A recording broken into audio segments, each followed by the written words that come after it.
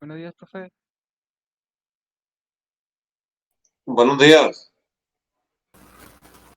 Buenos ¿Ya días. están Días, listos? profe. ¿Ya están listos los que van a exponer ahorita? ¿Sí me escuchan? Sí, Sí, sí, lo escuchamos.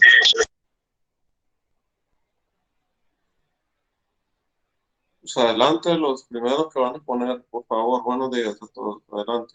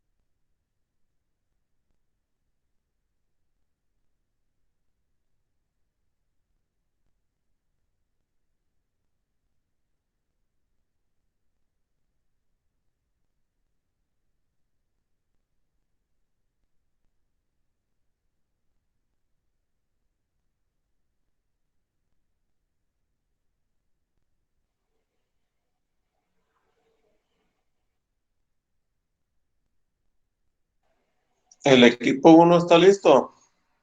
Es encoder, si no, pues pasamos al de steppers.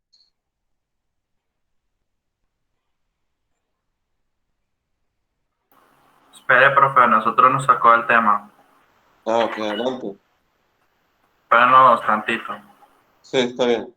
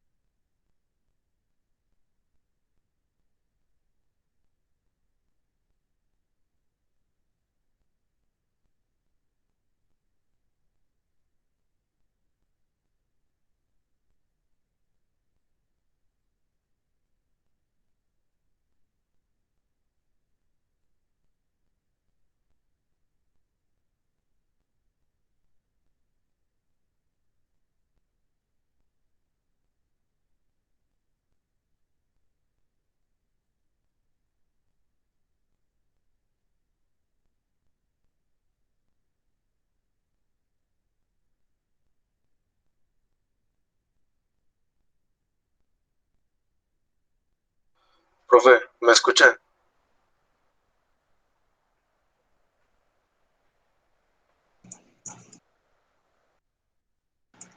Sí, te escucho. Si nos da un poquito más de tiempo o si puede pasar a otro equipo porque un compañero no está listo aún. Entonces, si nos da chance, si no, pues ni modo.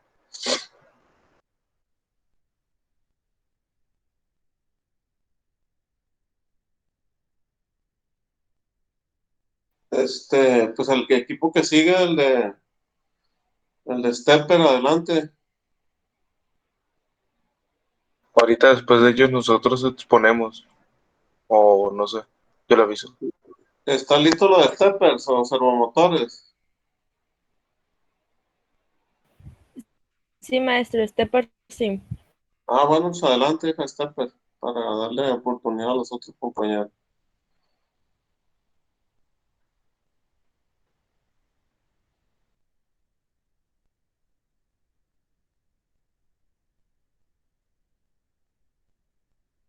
¿Sí se ve? Sí.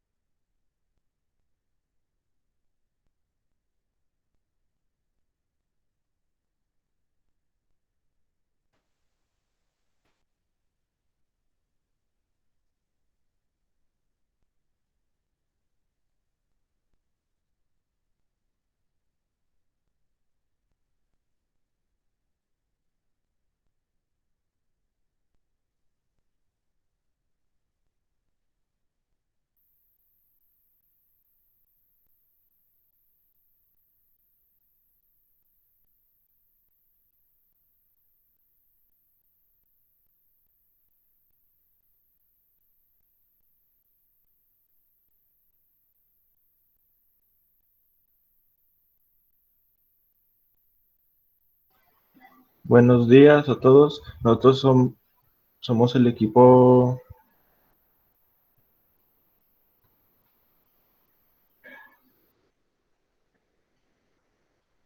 Esperen tantito.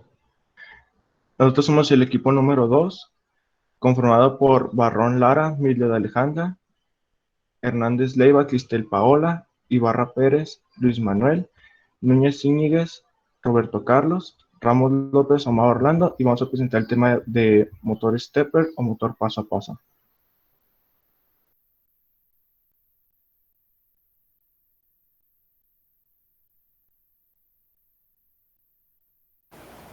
El motor stepper, también conocido como motor de pasos, es un dispositivo electromecánico que convierte una serie de impulsos eléctricos en desplazamientos angulares discretos. Significa que es capaz de girar una cantidad de grados que sería paso o medio paso. Esto es dependiendo de las entradas de control, y el motor se comporta de la misma manera que un conversor digital analógico, y puede ser gobernado por impulsos procedentes de sistemas digitales. El motor presenta ventajas de tener precisión y repetibilidad en cuanto al posicionamiento de algunas aplicaciones. Son los robots, los drones, el radiocontrol, impresoras digitales, automatización, etc.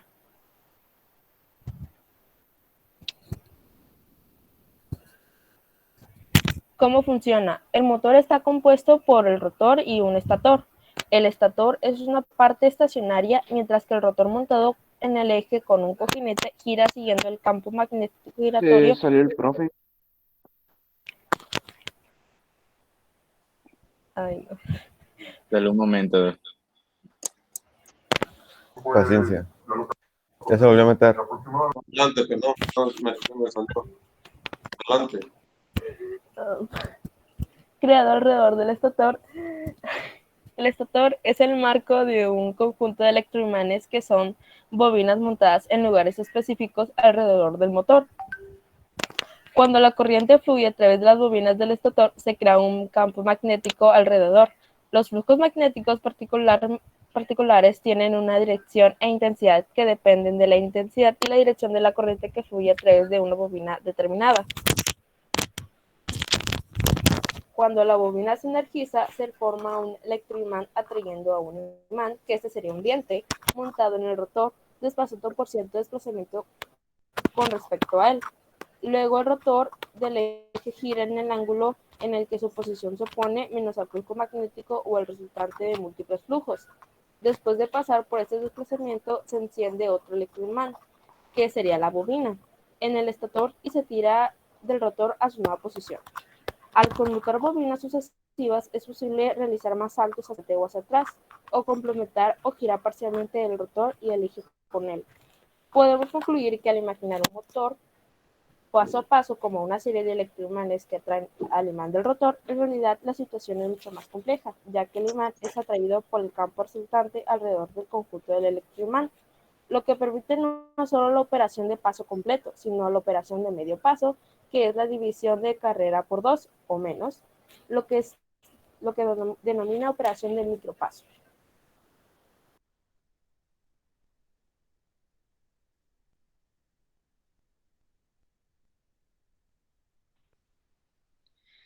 Tipos de motores.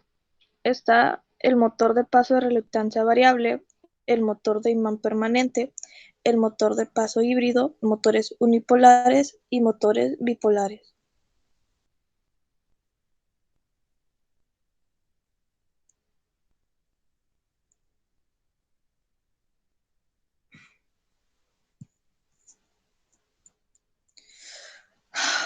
Tipo número 1. Este presenta un rotor multipolar de hierro y un estator de vanado que es opcionalmente laminado. Para obtener la ruta de menor reluctancia, esta tendrá que ser cuando algunos de los dientes más cercanos al rotor sean atraídos a las bobinas que ya han sido energizadas. Si los devanados no están energizados, esto hará que el par estático nos dé 0. Un motor de este tipo nos dará una respuesta rápida, pero la inercia que se permite en la carga será pequeña.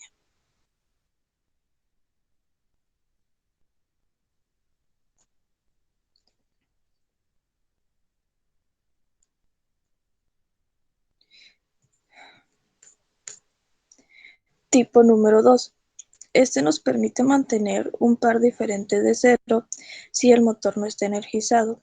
Los pasos angulares que podríamos obtener van a depender de la construcción del motor, los cuales son de 7.5, 11.25, 15, 18, 45 o 90 grados. El ángulo del estator será determinado por el número de polos del estator.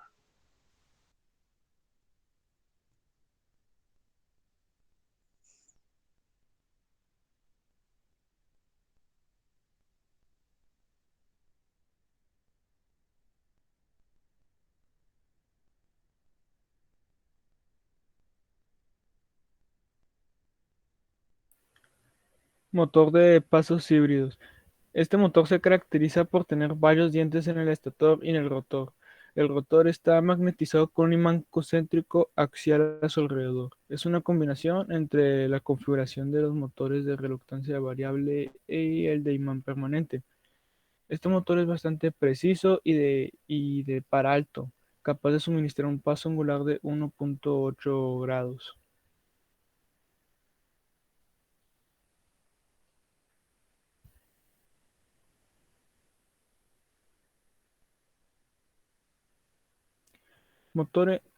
Los motores unipolares. Estos motores suelen tener de 5 a 6 cables de salida, dependiendo de la conexión directa. Estos son más fáciles de usar son más simples de controlar. Estos utilizan un cable común de la fuente de alimentación y se colocan otras líneas a tierra en orden específico para cada paso. Cuando tienen 6 cables es cuando cada par de bobinas está separado, pero si tiene 5 es porque las 4 bobinas comparten un mismo polo en común. Un motor unipolar de 6 cables puede ser usado como un motor bipolar si se deja las líneas del común al aire.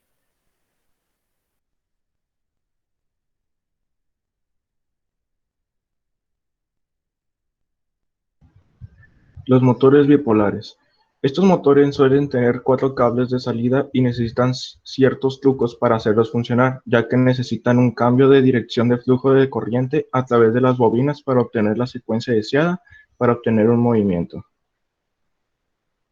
La secuencia de rotación en un motor bipolar es la variación de la dirección del campo magnético creado por el estator, que producirá el movimiento del seguimiento del rotor del imán permanente, el cual, al alinearse con el campo magnético, este será la alimentación de corriente continua.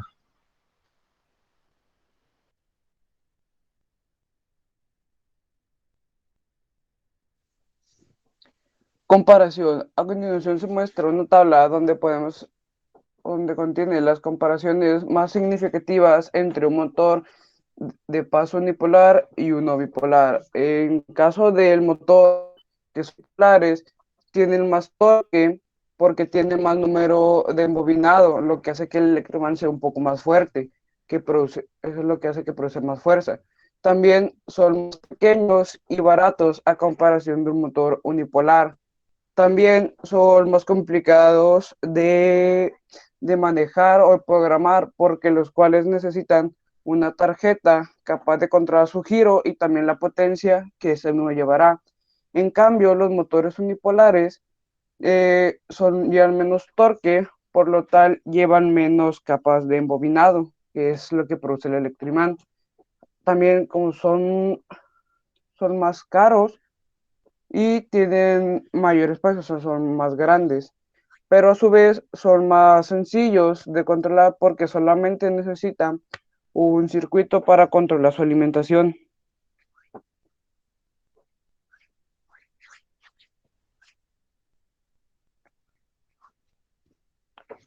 Ahora vamos a presentar nuestro circuito en el programa Proteus y MicroBasic.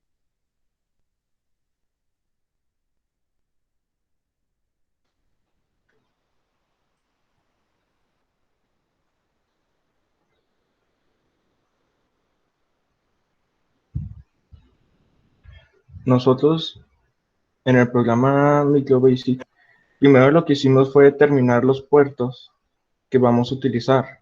Primero determinamos el puerto B y después el puerto D, que los dos estén apagados. Después programamos el pulsador, el cual se dirigirá al apartado del motor, y en el apartado del motor especificamos la salida que se va a encender y cuánto tiempo va a durar ya encendida, y así lo hicimos con las 4 salidas que lleva el motor. Y aquí podemos ver que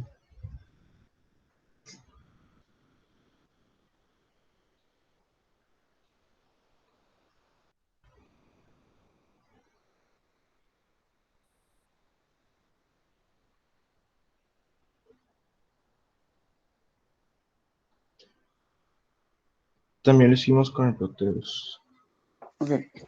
En el programa Proteus lo que hicimos fue colocar un microprocesador, perdón, el PIC 16F877A, en el cual en los pines de la salida B es donde conectamos los 4 pines que lleva el motor stepper para poder el BioStepper, que es el que solamente lleva 4 pines, que es el que es más difícil un poco de controlar. Entonces, del puerto D fue donde conectamos el botón para poder iniciar el arranque del mismo motor.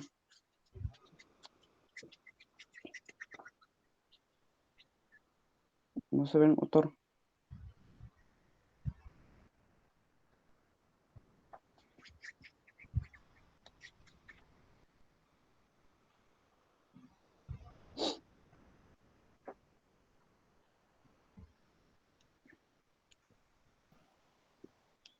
Eso fue todo. Muchas gracias. Muy bien. Pues tienen 10 los 5.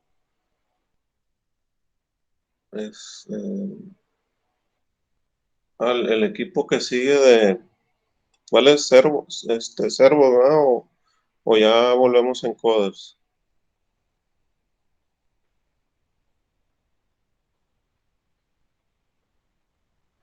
A ver. Encoders o servos. ¿Están listos los de encoders? Andrés. Sí, ya estamos listos. Adelante, Andrés.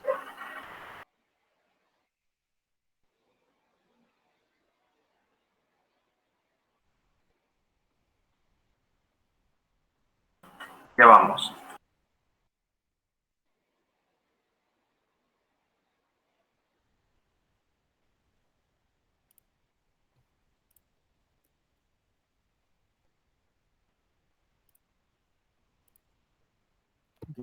¿Pueden escucharme? Sí, yo sí. Sí, adelante. De acuerdo. Sí. Buenos días. Como ya saben, este equipo va a presentar lo que son los encoders, sus tipos y funciones de cada uno. Teniendo de integrantes a Prediseño Redondo Travis, yo, Espinosa Patrón Yang Ali, de González Oscar Eliezer, Soto Padilla Kenshin Francisco y Tapia Flores Andrés. Bueno, los encoders son pequeños motores que a base de una señal cumplen con una función específica, pero esto depende del tipo. Algunos son para cambiar la intensidad de una máquina o para hacer una acción programada.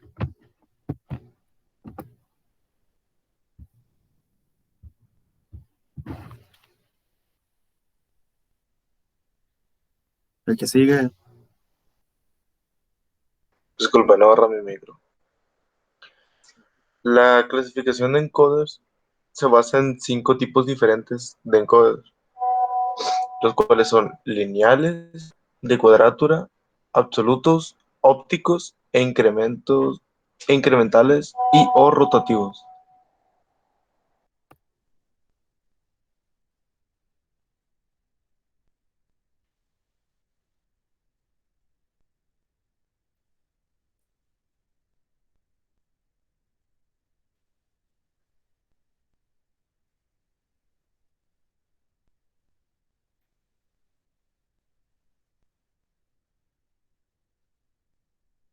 Parece ser que un compañero nuestro está ausente. El maestro sigue con la clase. Parece que es ausente. Mande.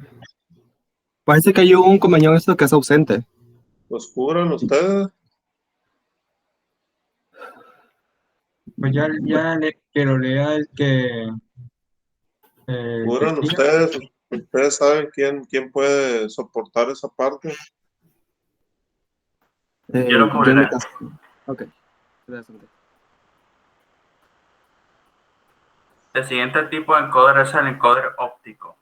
Este encoder es un tipo de encoder más usado y consta de 3 partes: una fuente emisora de luz, un disco giratorio, un detector de luz conocido como fotodetector.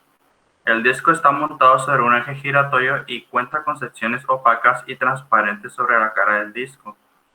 La luz que emite la fuente es recibida por el fotodetector o interrumpida por el patrón de secciones opacas, produciendo como resultado señales de pulso. El código que se produce con dichas señales de pulso es entonces leída por un dispositivo de contralor, en cual incluyen un microprocesador para determinar el ángulo exacto del eje. Básicamente, en los codificadores ópticos, una fuente de luz emite dentro de otro o a través de un disco rotatorio que está marcado de tal forma que la luz paso se bloquea. Lo que hace que el sensor óptico es que se detecta el paso de la luz y genera el correspondiente pulso eléctrico, y tiene una escala de marcas que puede ser muy precisa en micras. Cambia la diapositiva otra vez. Ya lo hice. El encoder de cuadratura es un tipo de encoder el cual tiene la capacidad de indicar tanto la posición como la dirección y la velocidad del movimiento. Estos se encuentran con frecuencia en productos eléctricos de consumo y en aplicaciones comerciales, y pueden trabajar en un gran espectro de velocidades que van desde unas cuantas revoluciones por minuto hasta más de las 5 revoluciones por minuto.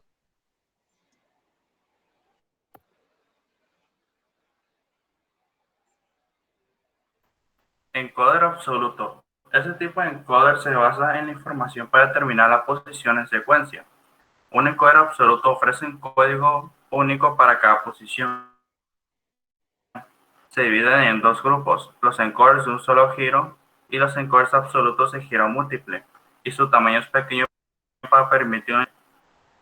Son más comúnmente usados en motores eléctricos de corriente directa sin cepillos, en la medicina, en la industria de transporte en especial, en trenes, equipos para la minería y otras más industrias. Un encoder absoluto determina su posición utilizando un punto de referencia estático. Él es ligeramente diferente dependiendo si el encoder rotatorio es absoluto, óptico o magnético. Pero el principio es el mismo de todos. Ambos con anillos concéntricos con marcadores de compensación. Un disco está unido al eje central y el otro se mueve libremente. A medida que el disco gira, los marcadores a lo largo del rango de encoders absolutos cambian la posición del disco fijo. Cada configuración a lo largo del disco de un encoder rotatorio absoluto representa un código binario único. Al observar el código binario dentro del encoder rotatorio absoluto, determinará la posición absoluta del objeto. Cambiar otra vez. Encoder lineal. Su uso industrial se basa en la metrología que se utiliza para saber si el sistema de los relojes es perfecto o si no lo es.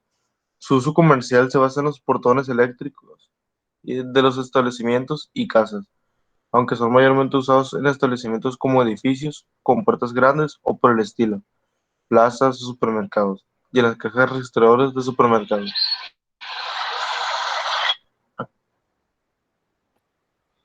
No te vas adelantado.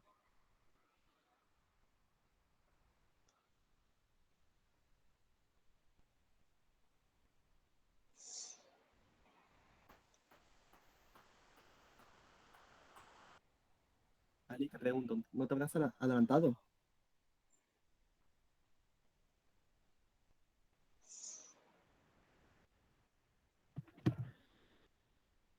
Yo leí la siguiente parte.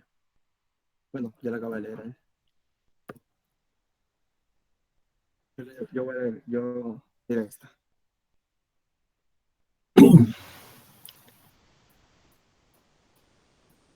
El rotativo incremental. La función de estos puede. Ok, perdón. La función de estos es que están predeterminados para hacer una acción como tal. Es decir, ya sea para hacer una acción programada o cambiar la intensidad de. O, perdón, para cambiar el nivel de intensidad en una máquina. Como ejemplo, se puede tener las lavadoras, en el cual se puede cambiar el nivel de agua a la hora de poner la ropa. En el caso del industrial, los volantes de los vehículos. Y en cuanto al comercial, bueno, aquí no se me ocurre un buen ejemplo que los mouse de antes que tenían las bolas táctiles, que hacían el cursor de la pantalla se moviese.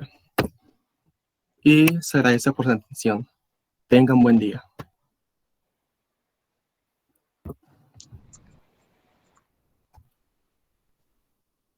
¿Y el programa y lo demás? Hubo un pequeño error y no sabemos qué pasó. Hubo un pequeño problema respecto al circuito y el programa. Voy a presentar yo la pantalla. Andrés, ya.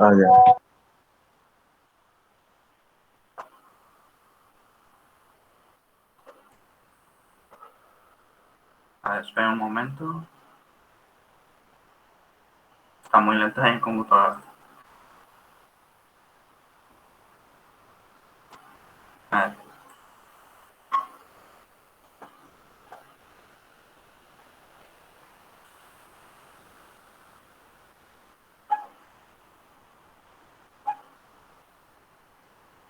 ¿Se ve?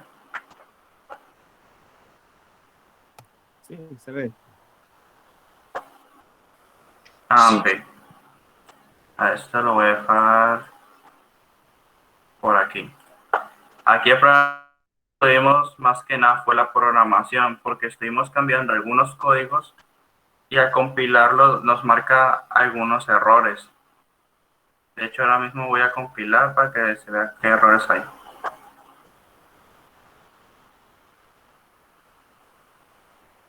Nos marca que no identifica texto 1, apagado. Nos confunde la palabra texto 1 con otra. Y en vez de poner el signo igual, nos dice que debemos de poner un punto. Pues el problema es que cuando pongo el punto tampoco lo reconoce. ¿Está declarado El arriba? circuito ya lo tenemos hecho. Ahí está. ¿Cómo? No veo nada, yo veo la pantalla, no veo el circuito, no veo nada. Acá. ¿Sí se ve mi pantalla? Sí, yo sí lo veo. Yo se la veo. Yo no la veo. Yo no la veo. Pues te deja presentar, vuelvo a presentar otra vez. Ya estoy viendo ahí, pero bueno. Ya saben. Aquí está la programación.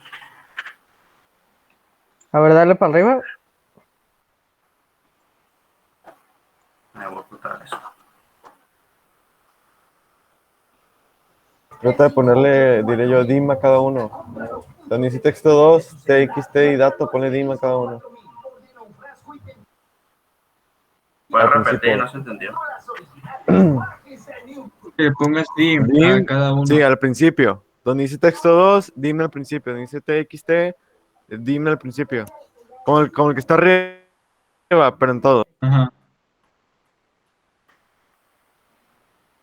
Bueno, sea, no creo que esto le lo afecte pongo- eso. Sí le compiló. No, es que así me pasó a mí. Así me pasó a mí en uno. Ah, ok. Ya al principio texto 2. Esto es al principio. Ve al principio. Pica al principio.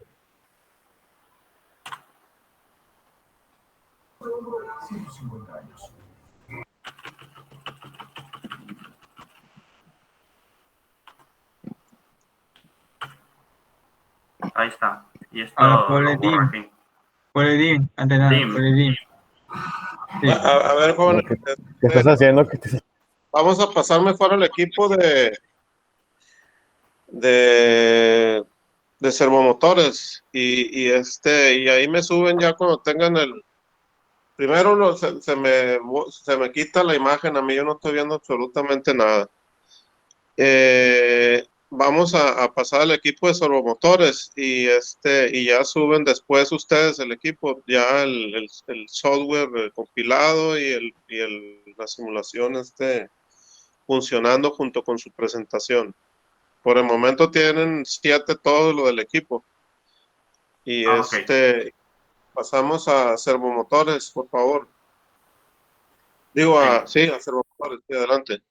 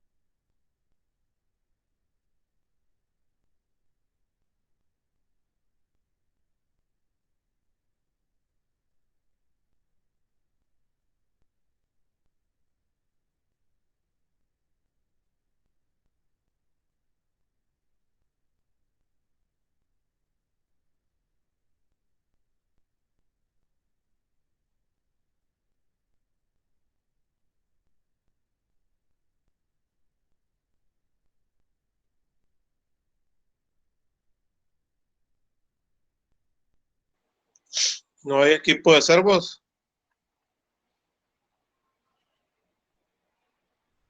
La verdad no sé. Bueno, parece que no hay nadie. Entonces el equipo que le tocaba a servomotores tiene 0 en la exposición. Y pues nos vemos mañana, si Dios quiere, con la presentación de los faltantes. O al menos que alguno de los faltantes de mañana tenga listo el tema para exponer el día de hoy y adelante. Ok, profe. Entendido. ¿Cuál es el equipo que falta? ¿El servo? Son dos equipos. Faltan los uno de- equipos para mañana.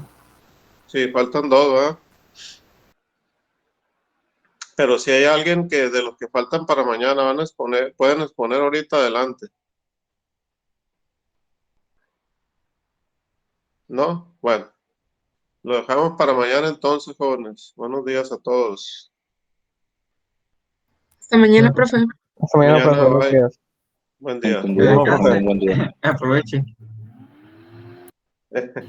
Voy a descansar. A descansar, adelante, bye. Buen día.